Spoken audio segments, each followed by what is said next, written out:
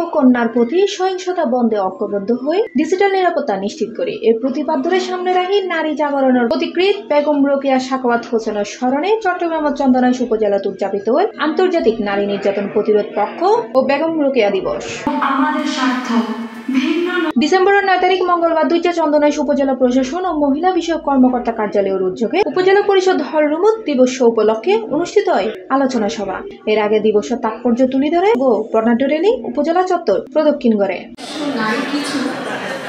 উপজেলা মহিলা বিষয়ক কর্মকর্তা চৈতি বড়ুয়া সভাপতিত্বে আয়োজিত আলোচনা সভায় প্রধান অতিথি হিসেবে উপস্থিত আছেন উপজেলার সহকারী কমিশনার ও 2000 পৌরসভার প্রশাসন ঝন্টু বিকাশ চাকমা।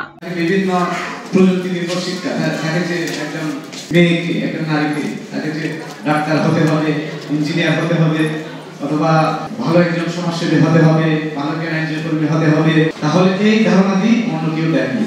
এটা হচ্ছে সর্বপ্রথম বেগম রোকেয়া এটা সমাজের মধ্যে সমাজের দৃষ্টিগোচর করেছে। সমাজের মধ্যে যখন তিনি এই ধারণাটি নিয়ে আসলেন যে মেয়েদের জন্য এগুলো দরকার, তখন সর্বপ্রথম তাকে যিনি সাপোর্ট করেছেন তিনি হচ্ছেন তার স্বামী। বিশেষ অতিথি হিসেবে বক্তব্য রাখেন উপজেলা পরিবার পরিকল্পনা কর্মকর্তা সুমিত ভট্টাচার্য, উপজেলা দুর্নীতি প্রতিরোধ কমিটির সভাপতি মোহাম্মদ জাহাঙ্গীর আলম, সহসভাপতি মোহাম্মদ আবু তালেব এবং সাধারণ সম্পাদক মোহাম্মদ আরিফুল ইসলাম সুমন। জন্মের পর সবচেয়ে নিরাপদ আশ্রয়স্থল হচ্ছে তার পরিবার।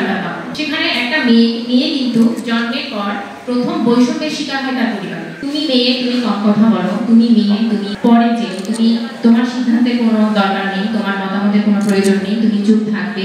মানে জন্মের পর থেকে একটা মেয়ের মগজে বিয়ে নামক একটা শব্দ বুঝে দেওয়া হয়। বলা হয় তোমার জীবনের উদ্দেশ্য হচ্ছে বিয়ে, তোমার জন্ম হয়েছে বিয়ের জন্য, তোমাকে একটা রাজকুমার এসে ঘোড়ায় করে নিয়ে যাবে, এটাই তোমার জীবন। আলোচনা সভায় অদম্য নারীর বাংলাদেশ শীর্ষক কার্যক্রমের আওতায় উপজেলার সফল জননী হিসেবে খোরশেদা বেগমের সম্মাননা প্রদান করে অতিথি হল। আমাকে অনেক সম্মান করছে, আমার খুব ভালো লাগছে। C plus TV, Chittagong.